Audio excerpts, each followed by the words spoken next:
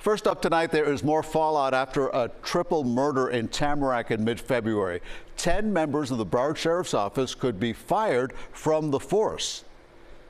Good evening, I'm Elliot Rodriguez in for Jim Berry tonight. The recommendation comes months after an internal affairs investigation was launched. It centered on how BSO responded to numerous domestic violence calls from one of the victims prior to the tragedy.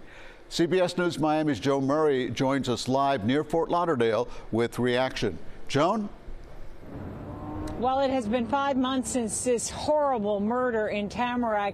Afterwards, Sheriff Gregory Toney said that he would hold his deputies accountable, and that is apparently what has happened tonight.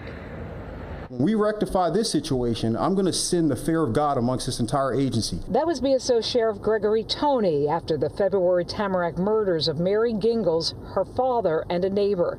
Gingles' estranged husband, Nathan Gingles, is charged with shooting all three and kidnapping the couple's young daughter. I hold Broward County Sheriff's Department 100% liable. Mary Gingles' uncle and her family have criticized BSO for how they handled her claims of domestic violence and fears for her safety leading up to the murders. And now, after a lengthy professional standards hearing this week, Sheriff Gregory Toney is recommending 8 deputies and 2 sergeants be fired. Sergeant Travis Allen, Deputy Eric Bade, Deputy Lamar Blackwood, Deputy Dia Cross, and Deputy Eric Kliziak for what they failed to do immediately following the murders.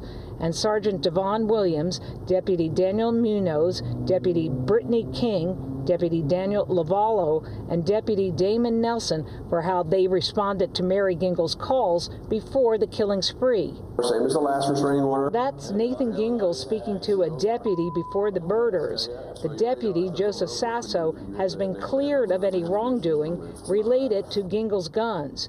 Still, the head of the union says 8 deputies and 2 sergeants facing the ultimate punishment is an overreach. It appears to be scapegoating, and many or all of these deputies don't deserve any discipline at all for what happened there. They were part of a system that failed, unfortunately, those victims. When reached about the proposed firings, the Broward Sheriff's Office said the investigation into the Tamarac Internal Affairs investigation remains open and active. Now, after this particular hearing, we are told that there can still be another hearing in a couple of weeks for all these 10 deputies. At that time, they will be allowed to state their case to try to avoid being terminated.